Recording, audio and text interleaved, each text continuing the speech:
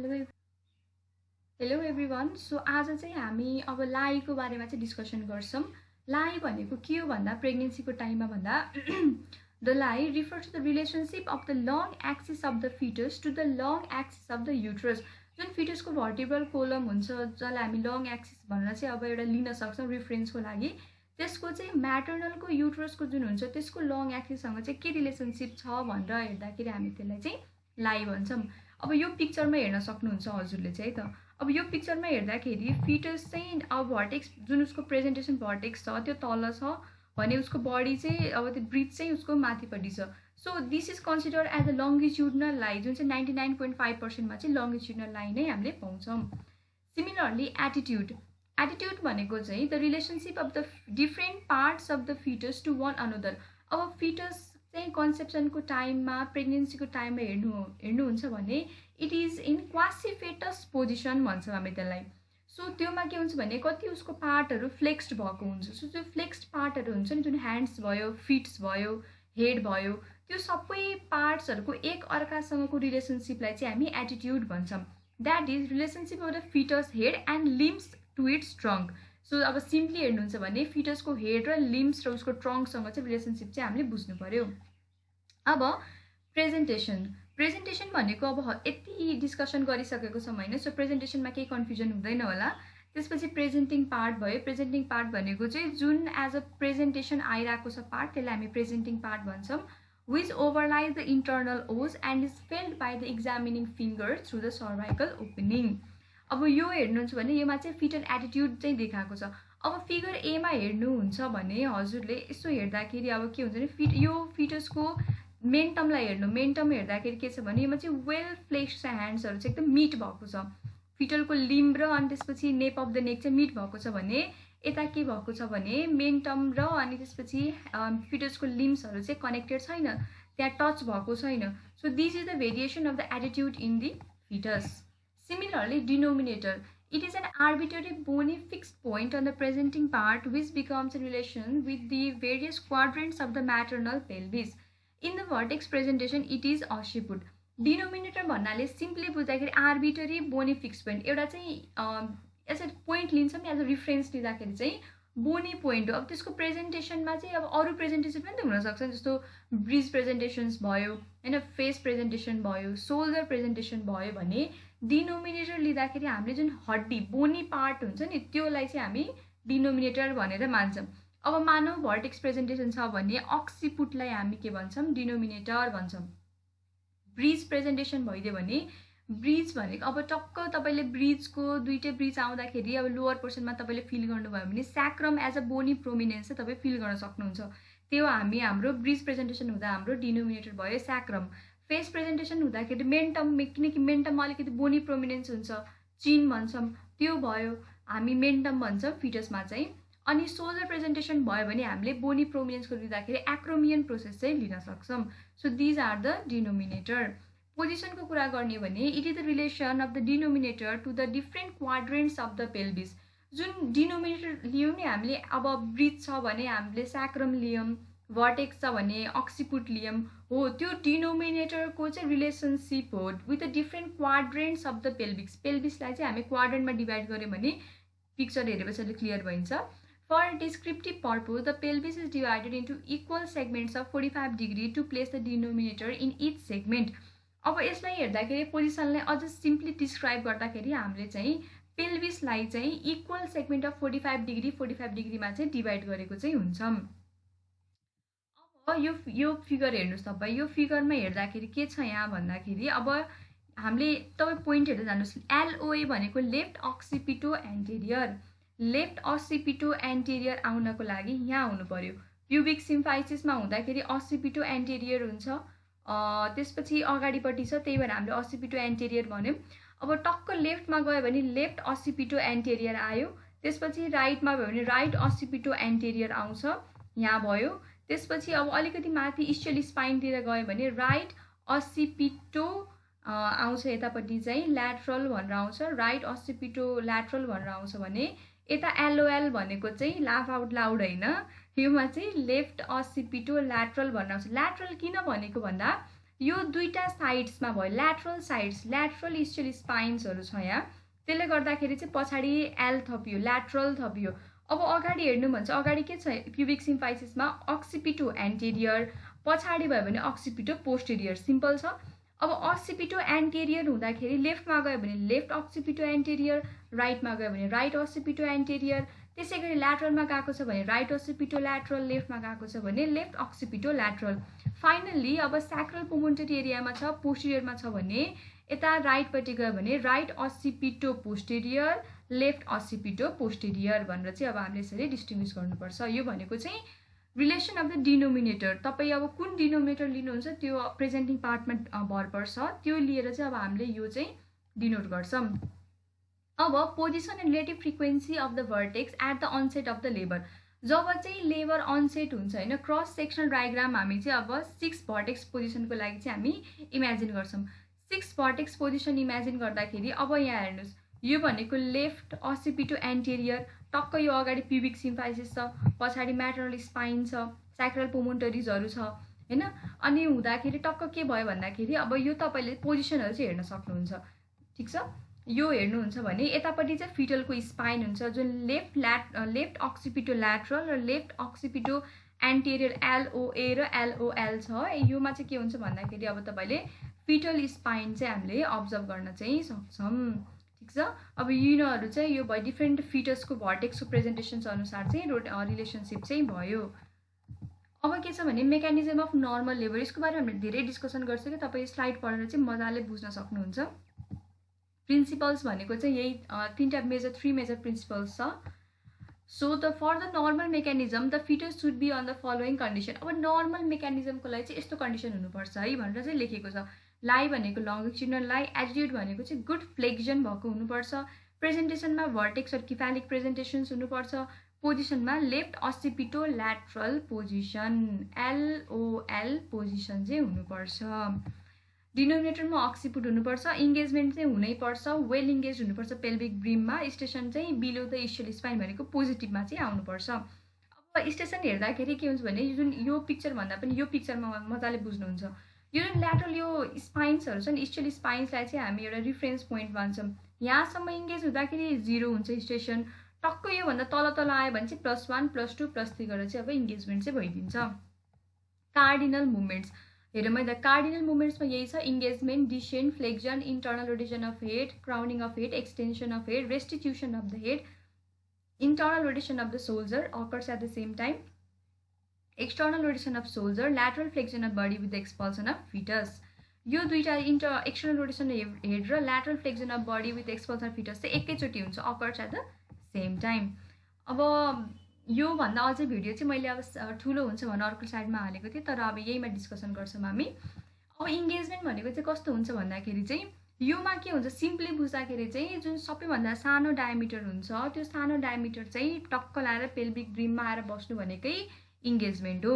The engagement diameter of the foetus head is biparietal भनेको 9.5 centimetre and the anterior posterior diameter is either sub occipito bregmatic diameter 9.5 और सब असिपिटो frontal diameter, यदि डिफ्लेक्स्ड भएको छ भने चाहिँ।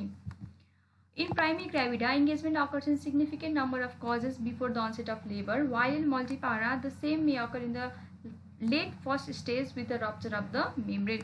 प्राइमेरीमा चाहिँ एकदमै अनसेट अफ लेबरको अगाडि चाहिँ हुन्छ होइन, डिफ्रेन्ट कजहरू हुनसक्छ, फर्स्ट टाइम एक्सपोजर भएको भएर पनि हुनसक्छ, तर मल्टिपारामा चाहिँ के हुन्छ भने लेट फर्स्ट स्टेजमा चाहिँ रप्चर अफ मेम्ब्रेनमा चाहिँ अब यो चाहिँ भइसक्छ। डिसेन्ट भनेको चाहिँ अब डिसेन्ट भनेको चाहिँ तल तल विथ एभ्री कन्ट्राक्सन होइन, there is effacement, thinning of the cervix and there is progressive descent of the head, त्यो कन्ट्राक्सन्सहरूले गर्दाखेरि चाहिँ डिसेन्ट अफ हेड हुन्छ, त्यसरी बुझ्नु पर्यो। अब throughout the first stage of labour the contraction and रिट्र्याक्सन्सहरू हुन्छ जसले गर्दाखेरि चाहिँ फर्दर डिसेन्ट चाहिँ हुन गर्छ र स्पिडअप गराइदिन्छ। अब फ्याक्टर्स फसिलिटेटिङमा अगाडि नै हेरिसक्यो, सबै युट्राइन कन्ट्राक्सन रिट्र्याक्सन भयो, बियरिङ डाउन भयो, डाइरेक्ट प्रेसर भयो, प्रेसर फ्रम एम्नियोटिक फ्लुइड भयो होइन, strengthening extension of the foetal head भयो।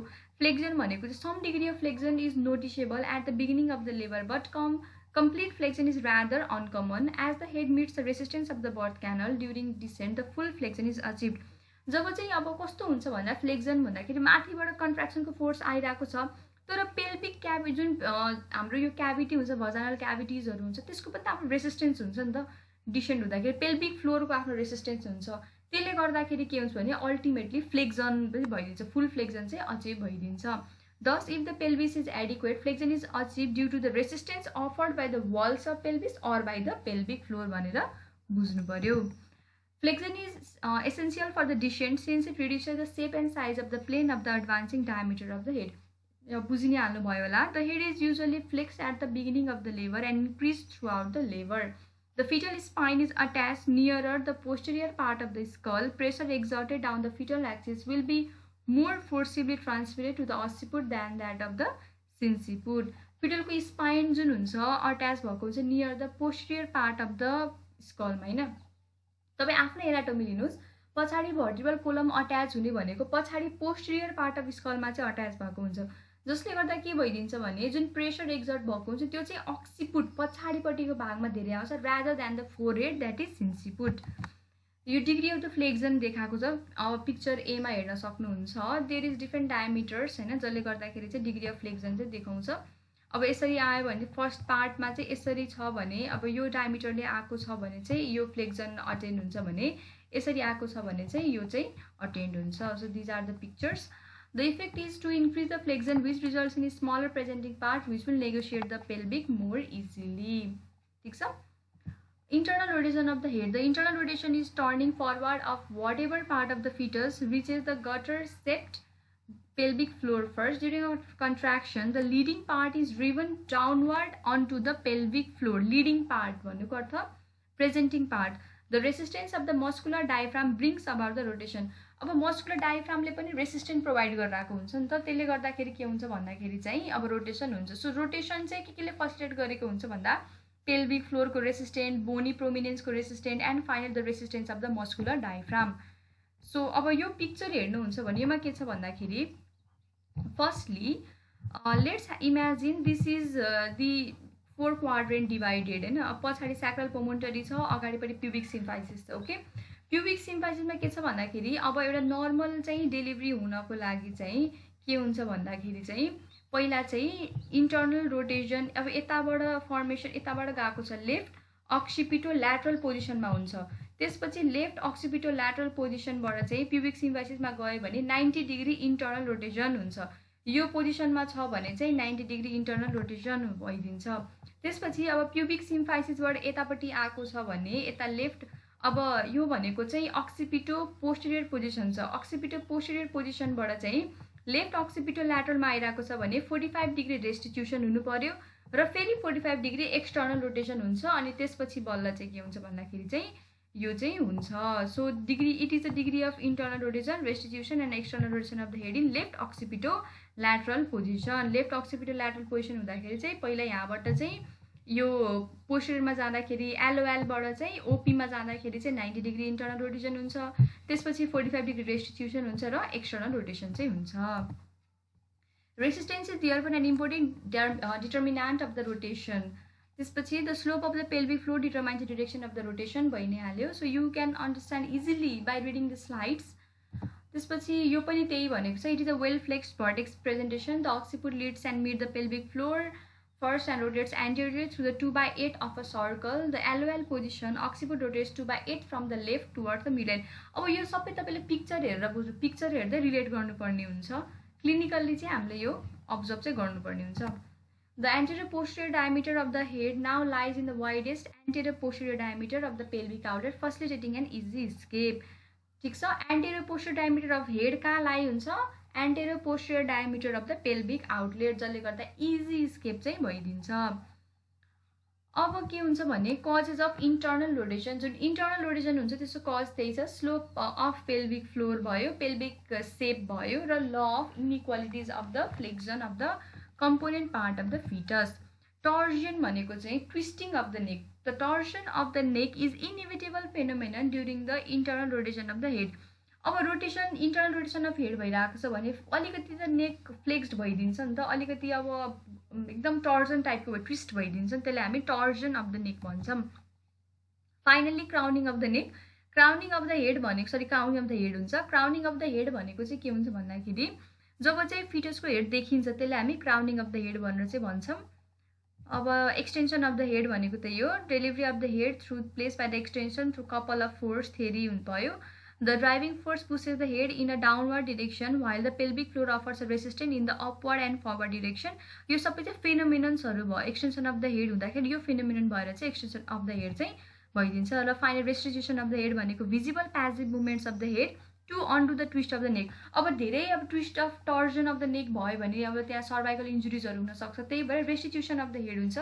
यो चाहिँ visible passive movements of head हो होइन, प्यासिभ मुभमेन्ट्स हो जसले गर्दा प्रिभेन्ट गर्छ from having the great twist in the neck and that took place during the internal rotation of the head. Similarly, the occiput thus points to the maternal thigh of the corresponding side to which it originally lay. This movement reveals whether the position is right or left, and the midwife knows whether she is delivering on a left occipito anterior or an right occipito anterior. Internal rotation of the shoulder. This is a movement similar to the internal rotation of the head. The shoulder in the LOA are in the left oblique diameter of the pelvic cavity. The anterior shoulder rotates forward, bringing the shoulder into the anterior posterior diameter of the outlet. अब यो चाहिँ धेरै केमा तपाईले पढ्न सक्नुहुन्छ अथवा जान्न सक्नुहुन्छ भन्दाखेरि चाहिँ शोल्डर डेलिभरीमा चाहिँ अलिकति राम्ररी चाहिँ बुझिन्छ। So this external rotation of the head हुन्छ। त्यसपछि चाहिँ मुभमेन्ट हो जुन चाहिँ it is the movement of rotation of the head visible externally due to the internal rotation of the shoulder and laterally flexion of the body with the expulsion of the foetus. अब चाहिँ बडीकै के हुन्छ भने lateral flexion हुन्छ। The remainder of the body is borne by the lateral flexion as the spine bends sideways through the curved birth canal. The shoulders are borne sequentially. Usually the anterior shoulder first. अगाडि anterior shoulder आउँछ, the anterior shoulder slips beneath the suprapubic arc and the posterior shoulder passes over the perineum. So this is the picture you can relate. Before engagement मा चाहिँ dilate भएको छैन हैन, यो राम्ररी cervix के भएको छैन। त्यसपछि अब बीमा के हुन्छ भने इन्गेजमेन्ट भयो, अलिकति फ्लेक्स्ड भएको छ हेर्नु, किनकि ढल्केको छ तल त्यही भएर फ्लेक्स्ड भयो र डिसेन्ट भयो। अब तल के भइदिन्छ भने डिसेन्ट र रोटेसन भइदिन्छ, अलिकति चाहिँ रोटेट भइदियो, डिसेन्ट भइरहेछ अलिकति रोटेट भएर अगाडि निक्लियो। त्यसपछि पिक्चर डीमा छ कम्प्लिट रोटेसन। अब चाहिँ यो फेस हेर्नुहुन्छ भने कम्प्लिट रोटेसन भएर चाहिँ आएको छ र अर्ली एक्सटेन्सन पनि हुन्छ योमा चाहिँ। फाइनल्ली अब के हुन्छ भने कम्प्लिट एक्सटेन्सन भइदिन्छ। एक्सटेन्सन भनेको बाहिर आइदिन्छ। अब एक्सटेन्सन भयो, एक्सटेन्सन अनि त्यसपछि के हुन्छ भने एक्सटेन्सन किन पनि हुन जरुरी छ भन्दा पेल्भिक फ्लोर भनेको गटर सेपको हुन्छ, एकदम स्ट्रेट हुँदैन, त्यो कर्भ सेपको हुन्छ, त्यही भएर एक्सटेन्सन भइदिन्छ। एक्सटेन्सन भएपछि हेड बाहिर निक्लियो अनि यो हेड बाहिर निक्लिनु भनेको रेस्टिट्युसन हुनु होइन, फेसको सेप यतापट्टि साइड पनि चेन्ज हुन्छ। त्यसपछि फाइनल्ली अब एन्टेरियर शोल्डर डेलिभरी हुन्छ फेसपछि र त्यसपछि पोस्टेरियर शोल्डर डेलिभरी हुन्छ। So these were all about the general kuraharu jun chahiyeko huncha during the labor and delivery. So by now I have completed everything that is necessary for observing, for knowing the normal delivery process. Thank you very much. Wait for the next video. Till then, study, hard work, go great for the future. Thank you.